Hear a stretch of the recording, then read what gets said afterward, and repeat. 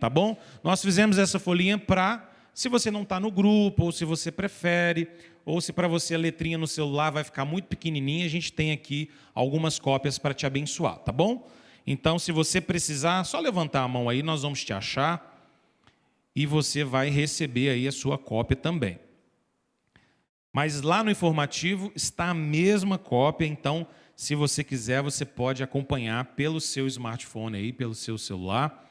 Fácil para você acompanhar essa aula, tá bom?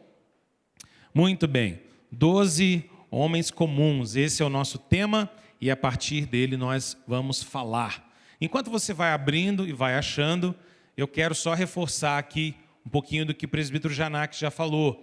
Você adolescente vai ficar conosco aqui por enquanto, mas nós já estamos programando provavelmente para os próximos 2 a 3 meses no máximo, eu creio que talvez em abril isso vai ser possível, a gente já conseguir montar uma classe para a gente trabalhar com os nossos adolescentes separadamente, enquanto a gente continua com essa classe conjunta, tá bom?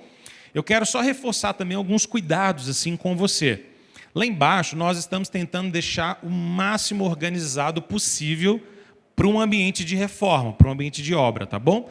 E eu queria o seu cuidado especial com as nossas crianças. Primeiro, nessa plataforma aqui, ó, de pedir crianças e você mesmo tomar cuidado para ninguém apoiar aqui. Está bem fixado, o pessoal organizou bem direitinho para tapar esse buraco, mas a gente tomar esse cuidado também. Lá embaixo a mesma coisa, orientar as crianças para que não entrem ali atrás onde a gente passou aquelas fitas zebradas, tá bom? Não tem nada de muito perigoso ali, a gente está deixando bem organizado, mas não é o ideal que entre uma criança ali, coisa desse gênero. Então, se você puder, oriente para nós, tá bom? Para a gente não ter risco. Estou falando mais especificamente pensando à noite, porque agora pela manhã as nossas crianças estão lá na SEB. Então, à noite a gente ficar um pouquinho mais atentos com relação a isso, tá bom?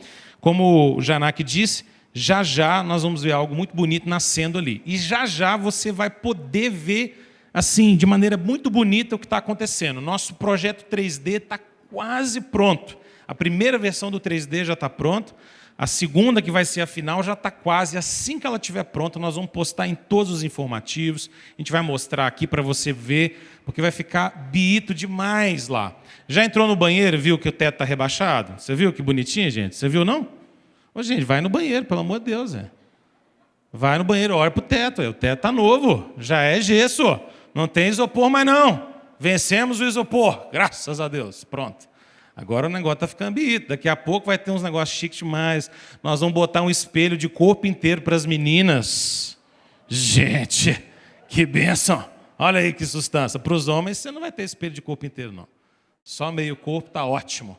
Mas para as meninas, nós vamos ter um negócio chique lá. Você vai poder ficar arrumado. Mas não é para agarrar lá embaixo, não, hein, gente? É rapidinho, hein? É rapidinho, mas vai ser um espelhão, ó, lindeza.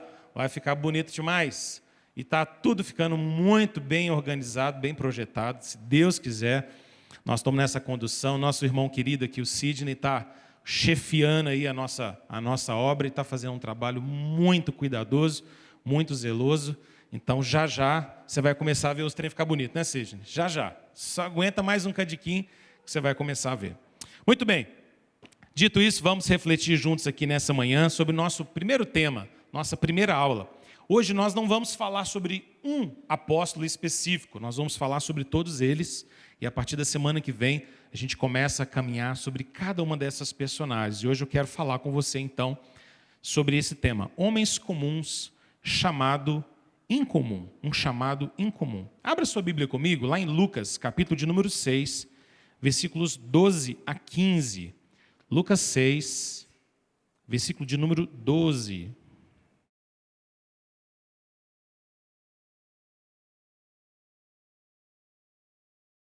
Lucas 6, 12. Lembrando também que hoje nós demos início ao nosso trabalho no Ministério Infantil, na nossa EBI, lá na SEB. Nossa criançada já está lá, então todos os domingos, pela manhã. Lucas 6, versículo de número 12.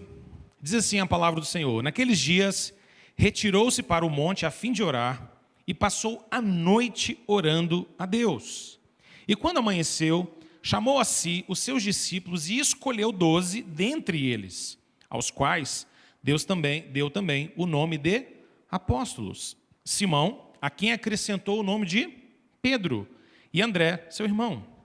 Tiago e João, Filipe e Bartolomeu, Mateus e Tomé, Tiago, filho de Alfeu, e Simão, chamado Zelote, Judas, filho de Tiago, e Judas Iscariotes, que se tornou traidor.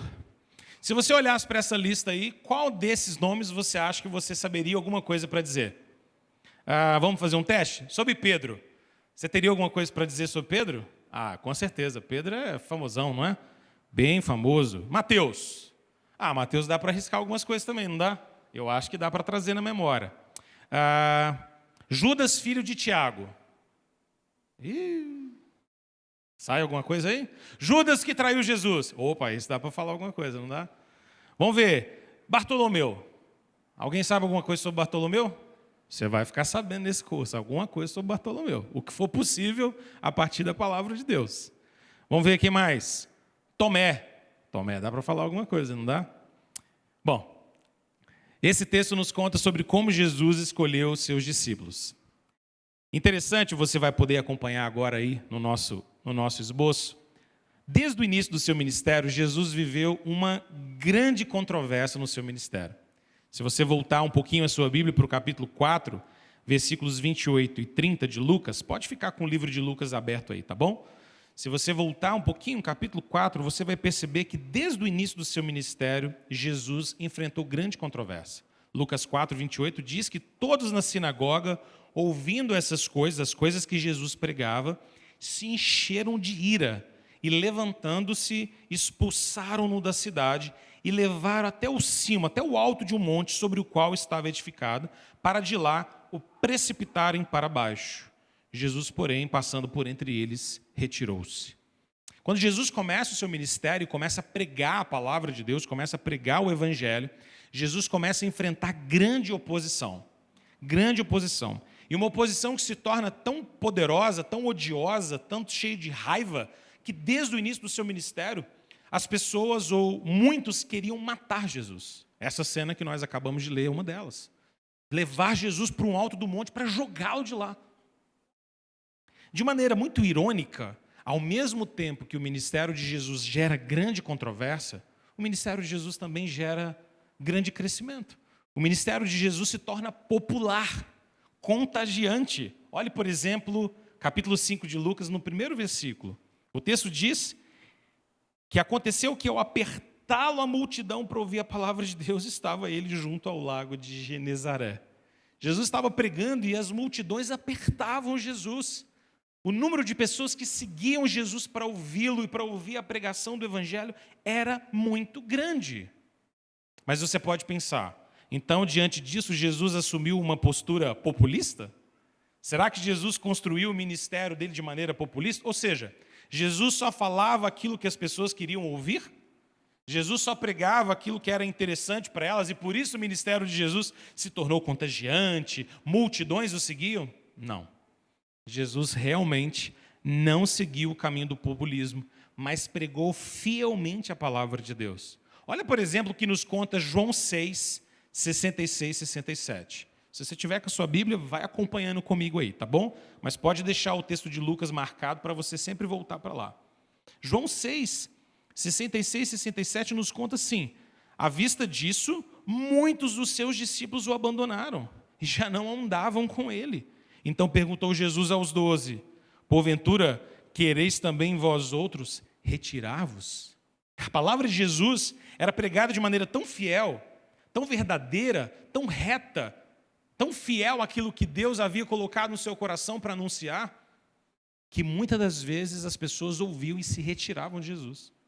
Aqueles discípulos que estavam ali ao redor de Jesus, não apenas os 12, aqueles vários discípulos que acompanhavam Jesus, ouviam algumas palavras e diziam, isso é pesado demais, e ia embora. Ao ponto de Jesus chegar para os 12 e dizer, vocês também vão embora? Vocês também vão se retirar? Vocês também vão fazer como os outros discípulos e vão embora? Mas não, esses não foram embora, esses permaneceram com Jesus. No final das contas, os 12 discípulos, que nós conhecemos e vimos essa lista aqui no livro de Lucas, foram aqueles que permaneceram com o Senhor Jesus o tempo inteiro. Foram aqueles que verdadeiramente estavam com o Senhor. Mas que homens eram esses? Essa série chama 12 homens comuns, não é à toa. Porque quando a gente vai ler a Bíblia a respeito desses homens que Jesus escolheu para andar com ele, nós percebemos que eram homens verdadeiramente comuns. Não havia nada de extraordinário neles. Não havia nenhum distintivo único para dizer, não, aqueles 12 ali eram assim, fora da curva. Eram 12 pessoas simplesmente fantásticas. Eram 12 mestres da teologia. Não. Eram 12 pessoas muito abastadas, muito ricas, cheias de talentos e capacidades. Não, o texto não fala nada sobre isso. Pelo contrário, a palavra de Deus nos mostra que eram homens verdadeiramente comuns, mas que tinham um chamado extraordinário. Isso sim, o chamado deles era único. E Jesus passou a usar exatamente esses 12 homens para formar a sua igreja e para anunciar o evangelho para todo mundo. Pense comigo, todo o ministério de Jesus consistiu, no final das contas, em capacitar esses 12 homens para que eles pudessem ser o fundamento da igreja e para que eles pudessem levar o evangelho a todos os lugares. A partir dali, mais e mais e mais e mais discípulos, mas Jesus começa com esses 12 homens. Eu queria chamar a sua atenção para o fato de que quando Jesus escolhe esses 12, Jesus está, no final das contas, expondo, através dessa estratégia, o sentido do reino de Deus. Jesus está expondo o fato de que o reino de Deus não é manifesto através de poderes humanos. O reino de Deus não é anunciado nem manifestado na terra através de vínculos humanos, de poderes humanos, de estruturas humanas. Jesus não escolhe a estrutura do judaísmo da sua época. Jesus não estabelece uma religião institucionalizada ou se apropria da religião institucionalizada do primeiro século. Não. Jesus anuncia um reino que não pertence a esse mundo. Um reino que manifesta não o poder de homens, mas o poder de Deus. Olha, por exemplo, na sua Bíblia comigo, lá em Lucas 17, 20, como o próprio Senhor Jesus mais tarde vai deixar isso muito claro para os seus próprios discípulos. Lucas 17, 20, ele nos diz o seguinte sobre o reino de Deus. Interrogado pelos fariseus sobre quando viria o reino de Deus, Jesus lhes respondeu. Olha a resposta de Jesus. Não vem o reino de Deus com visível aparência. Nem dirão, ei-lo aqui, ou lá está. Porque o reino de Deus está dentro de vós. Jesus está como que dizendo para eles, olha, ninguém vai poder olhar para uma estrutura, para um prédio, ninguém vai poder olhar para um determinado grupo de pessoas e dizer, ali, olha o reino ali, aquela instituição, aquele grupo ali. Não. O reino de Deus não se manifesta dessa maneira visível. Ele não vem na base dos poderes deste mundo. O que Jesus estava dizendo, irmãos, é que a Palestina, Jerusalém, que era dominada pelo poder romano, Jesus estava dizendo, olha, o reino de Deus não vai se manifestar com o Império Romano sendo destruído e o meu reino sendo estabelecido através de conchavos políticos, de alianças, de brigas, de batalhas, de alguém ir lá e assassinar o imperador. Não vai ser assim não. É assim que surgem novos reinos humanos. Não é? Você já assistiu aqueles filmes de batalhas antigas, filmes de guerras medievais, em que um rei, para assumir o poder, normalmente o que ele faz? Ele arruma um complô, faz várias alianças, as escusas, as escuras, e aí então alguém vai lá e assassina aquele rei. E aí o novo rei assume o poder. Jesus está nos dizendo, olha, o meu reino não é dessa forma. O meu reino não vai ser manifesto dessa maneira, e os meus discípulos, os meus 12, os meus representantes, também não serão dessa forma. Jesus chama os 12, demonstrando que o reino de Deus é ímpar, é diferente. O reino de Deus vem dos céus e se manifesta com o poder de Deus sobre os homens. Mas agora nesse texto, e se você puder, volte lá na sua Bíblia para Lucas 6, nesse texto nós encontramos Jesus chamando os 12. Exatamente nesse capítulo de Lucas, e que fica muito explícito para nós, Jesus escolhendo dentre os seus discípulos 12 discípulos específicos para caminhar com ele. Eu não sei se você já percebeu esse detalhe, mas Jesus não chama formalmente os 12 para serem apóstolos desde o primeiro momento. Isso acontece depois. Os discípulos já haviam sido chamados por Jesus para caminhar com ele. já haviam se rendido ao Senhor Jesus, largado suas coisas e caminhado com o Senhor. Se você for voltando no livro de Lucas, você vai ver isso. Você vai ver o chamado de Levi, por exemplo. Você vai ver o chamado de Pedro. Você vai ver os pescadores largando tudo e passando a seguir Jesus. E então, mais tarde, depois de chamados à conversão e de chamados a seguir Jesus no ministério, eles são formalmente convocados para serem os apóstolos de Jesus. E essa é a cena que nós lemos aqui do versículo 12 ao versículo 16. Nesse tempo, os discípulos de Jesus agora foram enviados para pregar, para anunciar o reino de Deus e recebiam instruções de Jesus. O treinamento deles consistia em pregar, anunciar o evangelho, expulsar espíritos malignos e tudo isso debaixo da autoridade de Jesus. Esses discípulos estavam sendo treinados para serem, digamos assim, missionários, pregadores, gente que anunciava o evangelho do Senhor Jesus. Bom, mas eu disse para você que o tempo em que Jesus chama os discípulos para serem seus apóstolos formalmente foi um tempo muito específico. Olhe, por exemplo, lá em Lucas 6, versículo 11. O versículo que está antes desse momento que Jesus chama. O texto diz assim: mas eles, diante de um milagre que Jesus havia feito, mas eles se encheram de furor e discutiam entre si quanto ao que fariam a Jesus. Jesus está envolvido de ódio. Jesus está cercado de perseguição. Jesus está, de alguma maneira, circunscrito por perseguição e hostilidade ao seu ministério.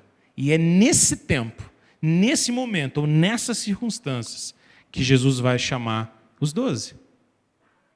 E por que o chamado dos 12 é tão importante para nós? Porque você precisa se lembrar e compreender à luz do Evangelho que a escolha de Jesus confrontava o sistema religioso vigente. Não confrontava?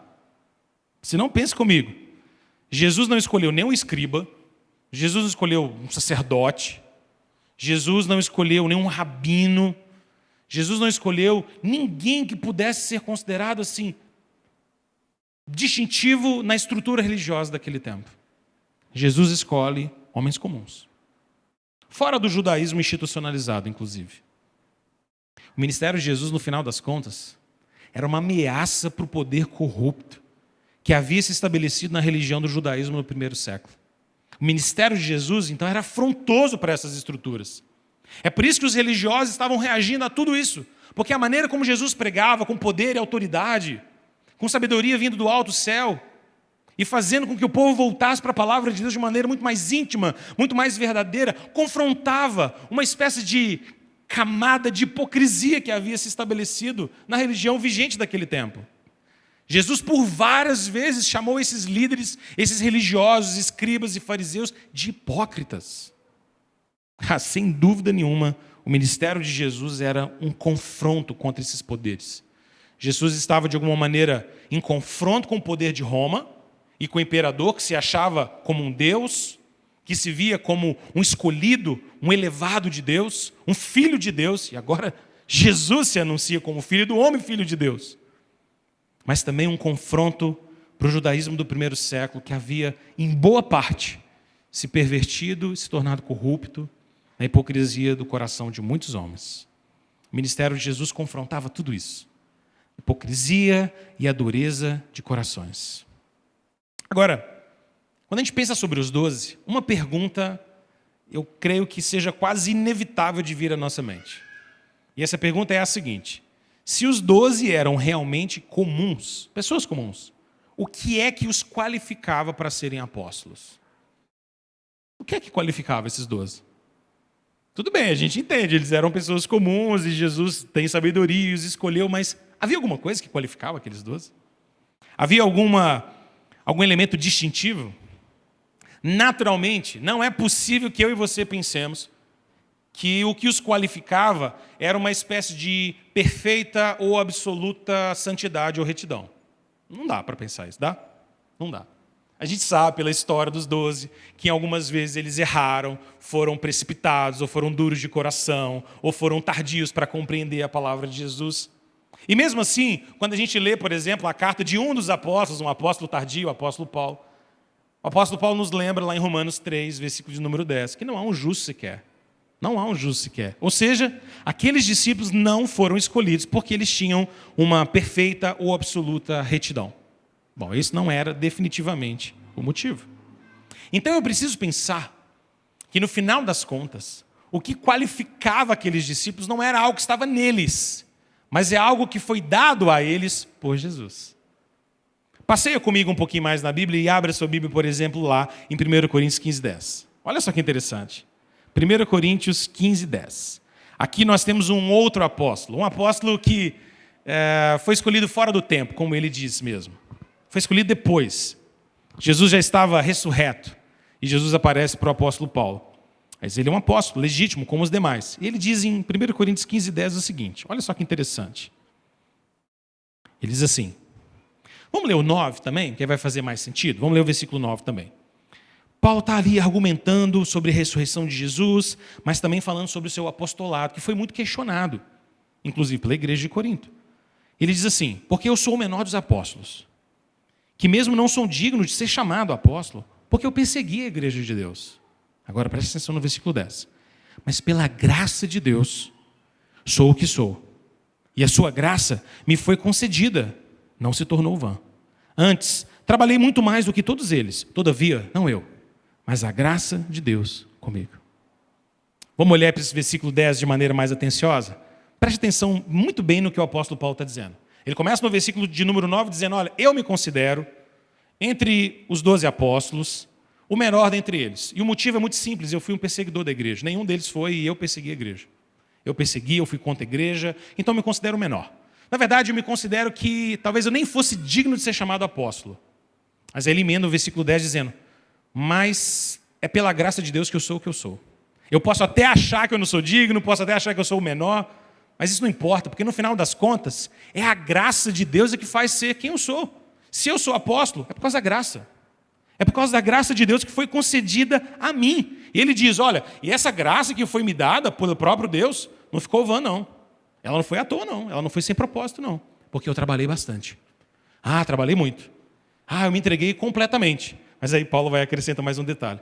Eu acho que eu trabalhei mais do que todo mundo. Mas eu sei que no final das contas, não fui eu, mas foi a graça de Deus em mim. O que Paulo está dizendo para nós é que o que qualifica um discípulo, o que qualificava um desses 12 apóstolos, não era nada neles mesmos. Não era uma característica intrínseca, própria de cada um deles. Não. É a graça de Deus que foi concedida a eles para que eles pudessem ser quem eles foram. No final das contas, o que qualificava esse colégio de apóstolos, esse grupo de apóstolos, era a graça de Deus derramada sobre eles. E não é assim comigo e com você hoje também? O que é que nos qualifica a fazer a vontade de Deus? O que é que nos qualifica a dar uma aula como essa, ou a ter um cargo numa igreja, ou servir como um oficial, ou assumir a liderança de um trabalho dentro da igreja, fora da igreja? O que é que te qualifica? O que é que nos qualifica a sermos crentes? O que é que nos qualifica a sermos povo de Deus e podemos chegar diante do Senhor e dizer, Pai, é só a graça. É só a graça que qualifica a mim e a você. É só a graça que nos permite, que nos possibilita a ter acesso ao Senhor. Bom, mas esses homens comuns tinham um chamado em comum. Um chamado extraordinário. E você sabe que à medida que nós vamos lendo a história bíblica a respeito dos 12 apóstolos, nós percebemos como eles se tornaram grandes líderes e pregadores. Eles se tornaram grandes líderes espirituais e pregadores cheios do Espírito Santo de Deus. Embora, nós tenhamos que admitir, eram homens simples, homens humildes, mas tudo isso demonstrava a sabedoria de Deus. O apóstolo Paulo colocou isso de uma maneira que é perfeita da gente entender o que Deus estava fazendo. Olha comigo lá na sua Bíblia, em 1 Coríntios, capítulo 1, versículo 26. Aqui, 1 Coríntios 1, 26, o apóstolo Paulo conta para nós como Deus age. Como Deus age com relação à sua igreja. Como Deus age com relação ao seu povo. E como Deus age com os seus líderes. Olha só. versículos 26 a 29. Irmãos, reparai, pois, na vossa vocação. Irmãos, presta atenção na vocação de vocês, no chamado de vocês. É o que ele está dizendo. Tá, então vamos reparar.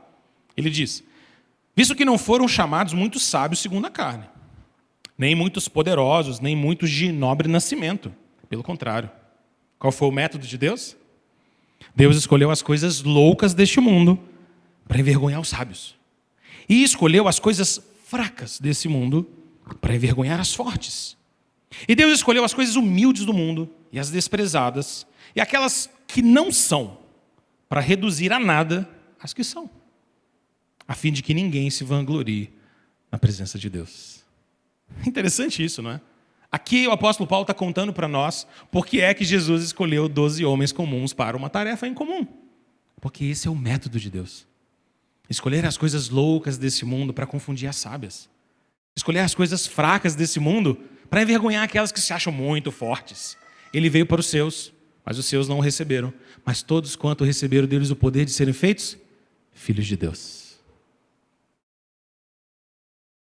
Daí faz sentido nós entendermos por que Jesus escolheu 12 homens tão comuns.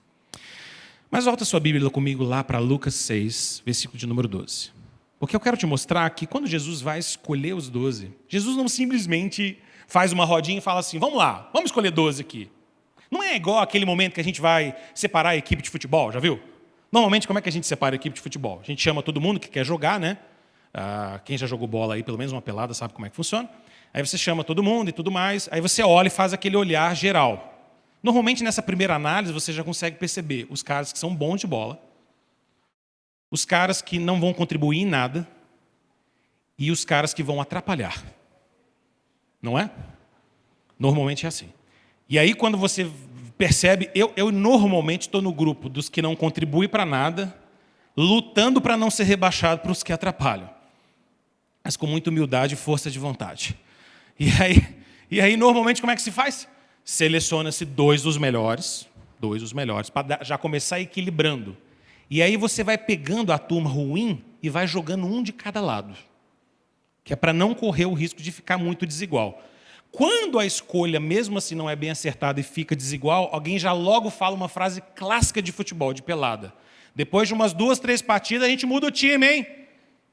Tem sempre essa frase, não é? Que é para garantir uma certa uma divisão equânime, um equilíbrio nesse futebol aí de alguma maneira. Não é assim que Jesus faz. Definitivamente. Jesus não se reúne assim com um grupo de discípulos e simplesmente vai escolhendo assim a esmo, sem muito critério, não. Jesus faz isso de uma maneira muito sábia. Eu quero que você preste atenção nisso comigo, porque aqui Jesus ensina uma lição extraordinária. O versículo 12 nos conta que Jesus escolheu os 12 depois de uma longa noite de oração. O versículo 12 diz assim, naqueles dias, retirou-se Jesus para o monte, a fim de orar, e passou a noite orando a Deus. Eu não consigo ler esse versículo e não tirar daqui uma lição muito preciosa. Porque, frequentemente, nós achamos que oração não é tão importante na nossa vida. Mas Jesus, que é o Senhor, que é o Messias, que é o nosso Salvador, que é o próprio Deus, achava a oração importante. Você não acha que é, no mínimo, esquisito a gente discordar de Jesus, não? Jesus, para escolher os 12, gasta uma noite orando. Interessante que quase sempre que a gente encontra alguém indo para orar um monte reservado, isso é para oração em solitude. Eu e Deus. Eu e Deus. É tempo de comunhão íntima com Deus. Jesus reserva essa noite inteira para orar. Daí você pode pensar, o que é que Jesus orou? Como é que foi a oração de Jesus, já que ele orou a noite inteira? Você vai ter que ficar com essa curiosidade, pelo menos até você chegar no novo céu, nova terra, e aí poder perguntar para ele. Porque a Bíblia não fala qual o conteúdo. Mas a gente pode imaginar, eu creio que com alguma tranquilidade e certeza, que Jesus estava orando, não exatamente para saber algo. Muito possivelmente, Jesus estava intercedendo pelos 12. Cumprindo seu papel de mediador. Cumprindo o seu papel de ser o nosso intercessor junto ao Pai. como ele fez mais tarde. Lembra quando o próprio Senhor Jesus disse para Pedro: Pedro, Satanás queria peneirar você, hein? Satanás queria peneirar você, mas eu intercedi por você. Jesus estava ali orando e orou intensamente, orou uma noite inteira intercedendo por eles em seu papel de mediador. E só depois disso, versículo 13 nos diz que pela manhã, Jesus então desce do monte, reúne os discípulos e escolhe os 12. Vamos abrir uma janelinha só para a gente fazer uma aplicação? Como é que nós temos tomado as grandes decisões da nossa vida? Na base da ansiedade? Segundo nossas próprias ideias e pensamentos? Ou depois de uma noite de oração? Depois de uma noite de direcionamento de Deus? De intimidade com o Senhor? Essa oração foi importante na vida de Jesus. E Lucas, de todos os evangelistas, é o que mais nos conta sobre a vida de oração de Jesus. Eu te dou essa dica. Há um tempo atrás, já há bastante tempo, eu resolvi ler o Evangelho de Lucas com um lápis na mão. E todas as vezes que aparecesse a frase Jesus orou, Jesus estava orando, eu circulava. Eu fiquei boquiaberto. Porque Jesus orava demais. O tempo inteiro. Quase sempre sozinho. Quase sempre sozinho. Separava-se para orar, ia para o monte para orar, se reservava para orar, deixava os discípulos para orar. Sempre orando, orando, orando, orando, orando, orando, orando. Então agora o texto diz que Jesus reúne todos os discípulos. Olha o versículo 13. Quando amanheceu, chamou a si os seus discípulos e escolheu 12 dentre eles, os quais também o deu o nome de apóstolos. Apóstolos, aqueles que são enviados. Os apóstolos são aqueles que são enviados. Nós não sabemos exatamente quantos discípulos Jesus tinha e teve durante todo o seu ministério, mas uma coisa é certa, Jesus teve muitos discípulos. Porque Lucas capítulo 10, por exemplo, versículo 1, nos conta como Jesus enviou 70 discípulos de 2 a 2 para pregar o evangelho. Ou seja, Jesus tinha ao redor de si uma multidão, e nessa multidão a gente poderia qualificá-la. Nessa multidão certamente você tinha muitas pessoas curiosas, que estavam ali por causa de toda a fama de Jesus que percorria aquelas regiões. Havia também muitas pessoas interessadas em receber algum milagre ou serem tocadas por Jesus, como a história daquela mulher hemorrágica que entra no meio da multidão só para tentar encostar na veste de Jesus. Como ela, a gente pode imaginar que tinha muita gente. Mas, além dessa multidão, certamente havia um círculo um pouco mais íntimo, daqueles que nós poderíamos chamar, e a Bíblia chama, na verdade, de discípulos. Discípulos são seguidores, alunos. Jesus tinha possivelmente vários deles. E era muito comum naquela época que rabinos e mestres atraíssem aprendizes, atraíssem ao seu redor discípulos para caminhar com ele. Jesus possivelmente tinha vários deles. Mas esse grupo de discípulos ainda não era o grupo mais íntimo, porque havia um grupo ainda menor de pessoas que caminhavam muito próximo de Jesus, os quais haviam largado tudo para seguir o Senhor Jesus. Esse grupo se compõe desses 12 também. E é exatamente nesse momento que Jesus chama esse número grande de discípulos que ficam ao seu redor, e diante de todos esses discípulos, Jesus chama 12 especificamente. Você. Lembra? Todos eles já eram discípulos de Jesus, já caminhavam com Jesus, participavam do ministério de Jesus, mas agora Jesus está designando 12 em especial para serem seus apóstolos. Jesus chamou dentre muitos apenas 12. Você nunca fez uma pergunta que é quase automática da gente se fazer? Por que 12? Por que não 20? Por que não 24? 12 mais 12? Por que 12? Eu tenho certeza que você está pensando o seguinte: porque tinha 12 tribos de Israel, então fazia sentido Jesus chamar 12 discípulos. E se você pensou isso, você acertou. Muito possivelmente é o motivo. Jesus escolhe 12 e 12 apenas, porque profeticamente, a gente pode dizer, junto com um autor chamado Michael Gorin, que Jesus estava profeticamente anunciando um ajuntamento do fim dos tempos das 12 tribos de Israel para compartilhar a salvação do reino de Deus. Ao escolher 12, é como se Jesus estivesse dizendo assim: o Israel de Deus está sendo renovado. O povo do Senhor está sendo renovado. Um novo tempo, um novo momento de conserto, de renovo, de restauração do povo do Senhor.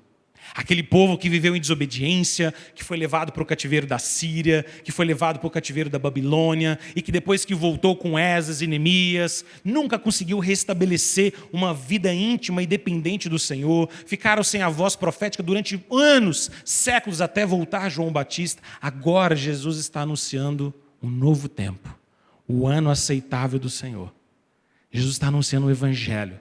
Jesus está anunciando que Deus está fazendo novas todas as coisas. E para renovar o seu povo, Jesus chama 12, para que juntamente com ele recebam o reino e possam agora receber autoridade e ser esse povo escolhido de Deus. Deus está renovando Israel. Deus está renovando o seu povo. E com essa escolha, Jesus acaba, no final das contas, manifestando sua soberania, sua autoridade suprema, porque ele é o próprio Deus. Ele é o Messias, o enviado do Senhor, o escolhido de Deus, o servo do Senhor, que veio em nome de Deus para proclamar o ano aceitável do Senhor. Mas Jesus também está manifestando a sua sabedoria. A sabedoria de Deus é manifesta na escolha de Jesus daqueles 12 homens. E agora, aqueles 12 são incumbidos e recebem a tarefa de anunciar o Evangelho sob sua autoridade. No final das contas, ser um apóstolo é ser um enviado. Ser um apóstolo é ser alguém delegado por Jesus, ser enviado por Jesus. E eles foram incumbidos, então, de anunciar o Evangelho do Senhor. Perceba uma coisa aqui, e aqui vem uma janelinha importante para nós. Percebe por que muitos movimentos evangélicos hoje, que usam a terminologia apóstolos, ou apóstolo para se referir a seus grandes líderes, incorrem em erro na palavra de Deus? Porque nós não temos mais hoje apóstolos como o Senhor Jesus estabeleceu. Porque o apostolado é algo que ficou estritamente reservado a estes homens que Jesus escolheu. Quando Judas morreu, depois de ter traído Jesus, tirou sua própria vida, o colegiado escolheu um outro para substituí-lo, Matias.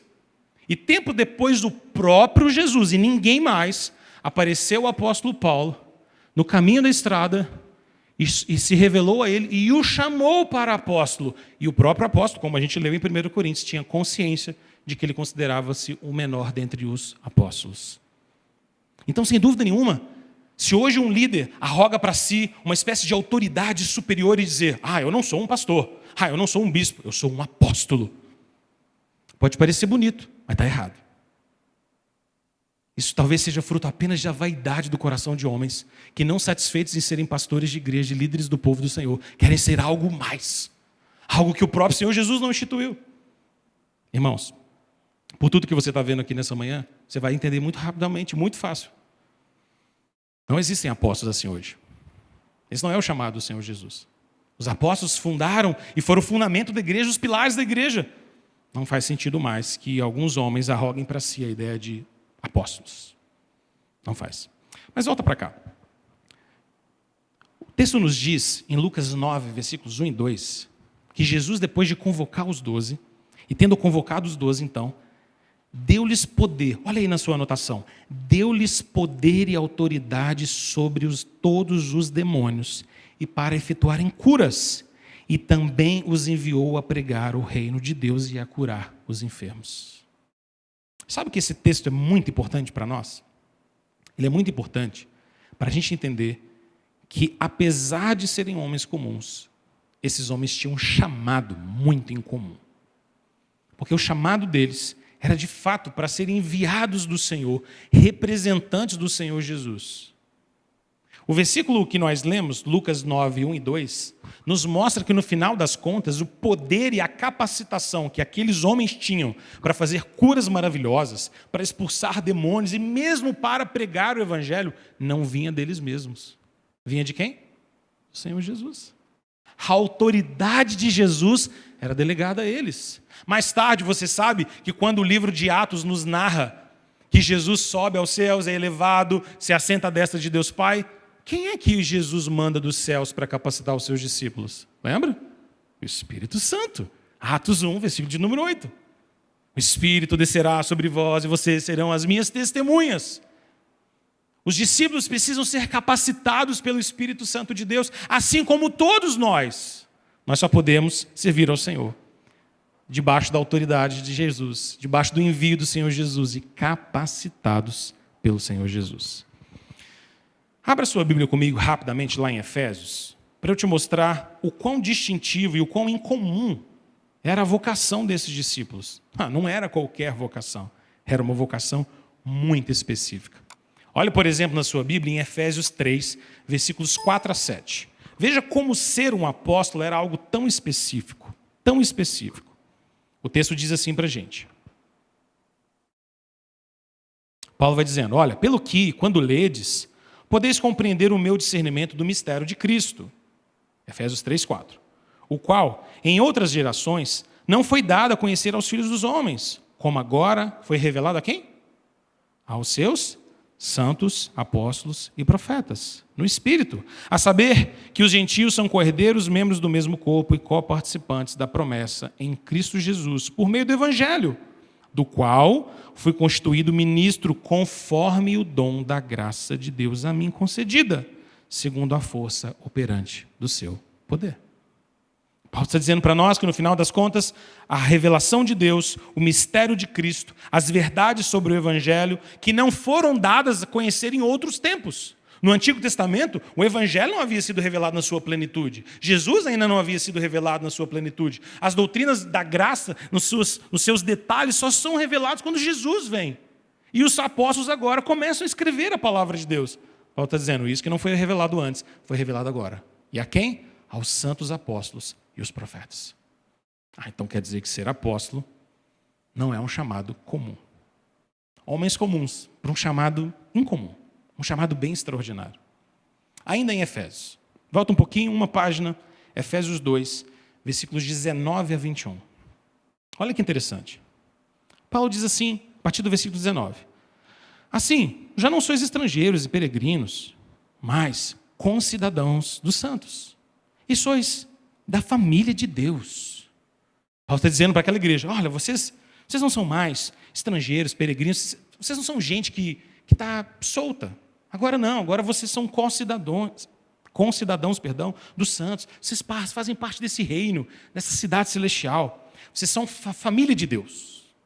Então no versículo 20 ele diz, edificados sobre o fundamento dos apóstolos e profetas, sendo ele mesmo, Cristo Jesus, a pedra angular, no qual todo o edifício, bem ajustado, cresce para santuário dedicado ao Senhor, no qual também vós, juntamente, estáis sendo edificados para a habitação de Deus no Espírito. Não é interessante isso? Paulo está dizendo, olha, nós somos uma edificação de Deus. Nós somos uma construção de Deus. A imagem é a imagem de uma construção, de um prédio que está sendo construído. E Paulo diz assim, para esse prédio ser construído, existe uma pedra angular. Mas acima dessa pedra existe um fundamento. E esse fundamento é o testemunho dos apóstolos e dos profetas. Depois que esse fundamento foi lançado, essa estrutura foi toda lançada, agora sim a gente pode construir esse edifício. Agora sim a gente pode construir essa casa. Essa casa tem fundamento. Pedra angular, Jesus, fundamentos, apóstolos, e agora a igreja vem sendo edificada. Homens comuns para um chamado bem comum. Para um chamado muito especial. Porque os discípulos, então, no final das contas, ou os apóstolos foram chamados para anunciar a revelação de Deus e para serem o fundamento da igreja. Você entende por que é tão importante para nós que a nossa doutrina, que o nosso conhecimento bíblico não seja da cabeça de cada um de nós hoje? Você percebe por que é tão importante que a gente sempre volte para a Escritura? Porque foi o próprio Senhor Jesus quem disse que o fundamento da igreja, que a base da igreja era Ele mesmo como pedra angular e o testemunho dos apóstolos e profetas como fundamento. Não somos nós que estamos dizendo isso, é o Senhor Jesus que está dizendo. Se você quer olhar se um edifício está bem, você precisa olhar o quê? A sua fundação. Ele tem boa fundação? Ele tem bom fundamento? Eu construí suficientemente forte isso? Normalmente, eu estou falando como leigo, mas quanto maior a edificação que você vai fazer, mais profundos são os seus fundamentos, não é? Eu moro num prédio que a gente participou desde o primeiro momento da construção dele. Eu me lembro de estar lá, de ver o lote do zero. Eu me lembro do dia que eu fui lá visitar o lote, sonhando, né, que um dia ia ter um prédio ali, não tinha nada, só tinha barro e terra vermelha. E aí então o construtor me disse, vem cá que você vai ver uma coisa muito legal. A máquina que a gente contratou para poder furar os fundamentos, os pilares. Eu falei, é mesmo, é. E a máquina era tipo um saca-rolha, só que pensa num saca-rolha gigante. Assim, é aqueles bem grandes mesmo, que ficava preso num caminhão. E ele enfiava aquilo na terra e ia furando muito, muito profundo. E ao mesmo tempo que ele ia furando, à medida que ele ia subindo, ele ia injetando concreto e fazendo fundamentos muito profundos para poder estabelecer aquele prédio bem alto. Jesus nos deu, no testemunho dos apóstolos, fundamento muito sólido para que a igreja possa ser construída. É por isso que a gente precisa da palavra. E é por isso que a gente não pode dar muita bola para quem ultimamente ou recentemente anda se dizendo apóstolo. Não dá. Vamos terminar? O treinamento desses 12 não foi fácil. Sabe por quê? Pensa comigo. E o título nos ajuda bem. Se o chamado é extraordinário, mas os homens são comuns, o treinamento podia ser fácil? Não dava, não é?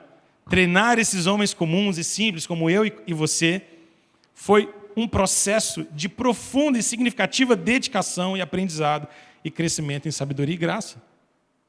Sem dúvida nenhuma, você já leu por várias vezes na sua Bíblia, lendo os evangelhos, Mateus, Marcos, Lucas ou João, como os discípulos muitas vezes davam algumas cabeçadas, não é?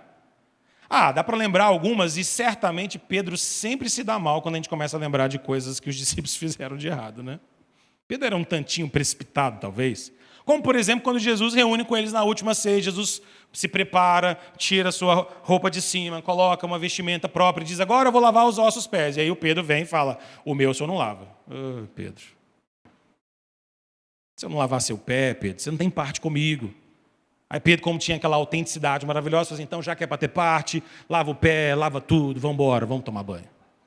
Não, Pedro, também não precisa disso tudo, Pedro, é só o pé, que vocês já estão limpos. Né? Ou quando Jesus anuncia que ele vai morrer, e Pedro fala, não pode não vou deixar de jeito nenhum. Pedro, você não está cogitando as coisas do céu, Pedro, afasta de mim, Satanás. Coisas assim, né? Ou quando Jesus está sendo preso lá no Getsêmani, e aí o Pedro também não aguenta e pega a espada e leva uma orelha junto. E Jesus fala, Pedro, vamos consertar a orelha do cara aqui, que o Pedro arrancou a orelha do cara. Ainda bem que essas coisas para Jesus era bem fácil. Os discípulos, eles tiveram que aprender muito. Em alguns momentos, Jesus, por exemplo, dizia que eles eram tardos para entender as coisas. Ou quando eles tentam expulsar demônios, por exemplo, e voltam para Jesus e falam, então, a gente tentou, mas o demônio não sai. Mas Jesus, essa casta você não expulsa assim, sem oração e jejum, não, gente. John MacArthur comenta que o treinamento deles era tão desafiador por causa de alguns motivos. E eu vou terminar comentando sobre eles. Primeiro, porque faltava entendimento espiritual para os apóstolos. Eles eram discípulos de Jesus, eles amavam Jesus. Mas muitas das vezes faltava entendimento espiritual do que estava acontecendo. Discernimento do que estava acontecendo. Perceber aquilo que Jesus estava ensinando eles a perceber. É lógico que mais tarde, cheios do Espírito Santo de Deus, esses homens vão mudar muito, não é? Quando você lê, por exemplo, 1 Pedro e 2 de Pedro, você diz, uau, Pedro mudou bastante. Pedro mudou bastante. Cheio do Espírito, cheio de entendimento espiritual. Em alguns momentos faltava aos discípulos coração humilde, um coração quebrantado, um coração disposto a ouvir. Como, por exemplo, aqueles discípulos que chegaram para Jesus e pediram até a ajuda da mãe, para poder, assim, quando chegar no reino, será que dá para ser a gente que vai sentar do ladinho de Jesus? Será que dá para ter um troninho para nós? Não é assim, gente. Não é assim que funciona. Faltava a eles também, às vezes, fé. Fé em Jesus, fé no que Jesus estava fazendo, fé no poder de Jesus. Como, por exemplo, quando eles estavam no Mar da Galileia. Você sabe que o Mar da Galileia, a gente chama ele de mar, mas ele não era um mar, você sabia disso? O mar que não era mar. Ele chamava mar porque ele era um lago muito grande. E era um lago tão grande, é um lago tão grande que existe em Israel até hoje, que o pessoal chamava ele de Mar da Galileia. E naquela região, até hoje, muitas tempestades se abatem sobre aquele lago. Jesus estava no barco com eles. Jesus estava dormindo. E Jesus estava dormindo porque Jesus estava cansado de tanto pregar o evangelho e ajudar tantas pessoas e fazer milagres. E Jesus estava cansado, sentado, lá deitadinho num cantinho, dormindo. E os discípulos ficam desesperados porque a tempestade está tomando e o barco vai para um lado, vai para o outro. E aí eles cutucam Jesus e acordam Jesus e fazem uma pergunta para Jesus. Você não está nem aí da gente morrer, não? Ou, na versão revista e atualizada, não importa que pereçamos?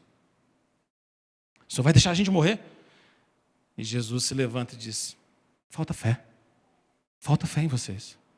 Porque, peraí, se Jesus, que é o Senhor das águas, do vento, de tudo que existe, está no barco, estatisticamente, qual a probabilidade do barco afundar com Jesus dentro? Eu acho que é pequena.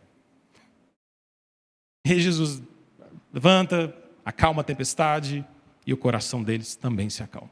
Faltava fé. Faltava a eles, às vezes, em alguns momentos, comprometimento. E faltava a eles, sobretudo, poder. E é por isso que mais tarde Jesus diz, olha, vocês precisam ficar em Jerusalém. Fiquem em Jerusalém, porque quando eu subir, o Espírito Santo será enviado a vocês e vocês serão revestidos de poder. Poder.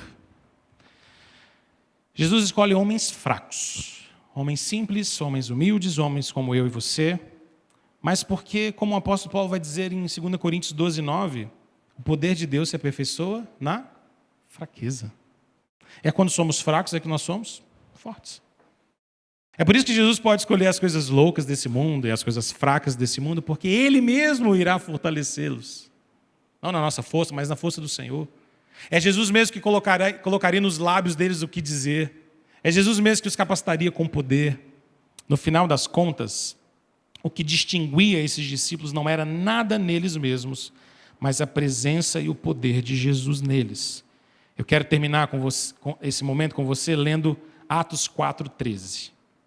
Porque aqui dá para a gente fechar muito bem entendendo exatamente o que fazia desses homens comuns, homens cheios da graça e do poder de Deus, com um ministério e um chamado extraordinário. Atos 4:13 nos conta o seguinte.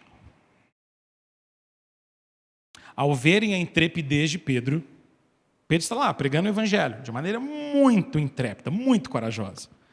Ao verem a intrepidez de Pedro e de João, sabendo que eram homens iletrados e incultos, admiraram-se e reconheceram que haviam eles estado com Jesus. Espera aí, porque esse é o tipo de versículo que a gente tem que entender cada palavra dele, não é? O texto está dizendo para nós que quando aquelas pessoas, aquelas multidões viram Pedro e João pregando, elas ficaram admiradas. Ficaram com a boca aberta. E qual era o motivo? Porque todo mundo sabia que eles eram iletrados, que eles eram homens incultos. Não eram homens sofisticados e sábios e com PhD em teologia na Palestina do primeiro século. Não, eram homens simples, incultos, iletrados. Mas como é que estão? Eles estão pregando desse jeito, com essa intrepidez, com esse poder, com essa coragem. Qual foi a conclusão de quem estava vendo aquilo acontecer? A conclusão foi: certamente Pedro e João estiveram com Jesus. O que distingue, o que marcava, o que colocava um brilho, uma estrelinha neles, não era nada neles mesmos, mas o fato de que eles andavam e andaram com Jesus. Ainda hoje, eu e você também entramos nessa mesma qualificação dos 12 apóstolos, não é? Nós somos gente comum, mas com uma vocação totalmente incomum, não é? Porque eu e você somos gente comum, gente como a gente. Mas nós somos chamados para servir o Rei dos Reis, o Senhor dos Senhores. Chamados para ser o povo do Senhor, raça eleita, sacerdócio real, povo de propriedade exclusiva do Senhor. E sabe como é que as pessoas vão poder se admirar de alguma coisa em nós? Quando elas perceberem que o que há em nós, que vale a pena ser admirado, é o simples fato de que nós andamos com Jesus. Cristo em nós é a esperança da glória. Que eles vejam as nossas boas obras e glorifiquem a Deus que está nos céus. Vamos orar? Senhor, muito obrigado, Pai, por essa história maravilhosa de homens comuns com esse chamado tão incomum.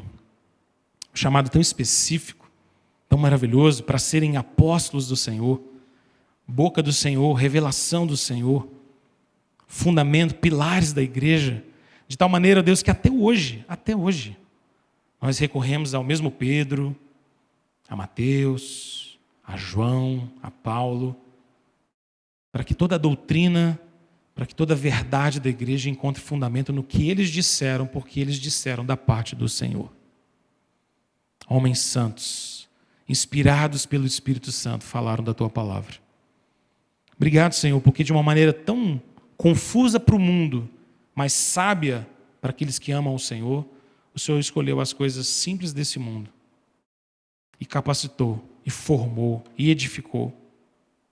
De tal maneira, Deus, que não há nada em nós que seja admirável a não ser a cruz de Cristo, a não ser o Senhor em nós, a não ser a tua graça que nos faz ser quem nós somos, a não ser o teu Espírito que nos capacita, a não ser, ó Deus, o fato de que nós andamos com o Senhor Jesus. Ensina-nos, ó Deus, cada vez mais com a vida de homens santos como esses, que na simplicidade da sua vida foram chamados por uma vocação extraordinária e serviram ao Senhor com tanto empenho, com tanta dedicação. Nós te louvamos nessa manhã, pedimos a tua graça sobre nós, em nome de Jesus. Amém. Amém.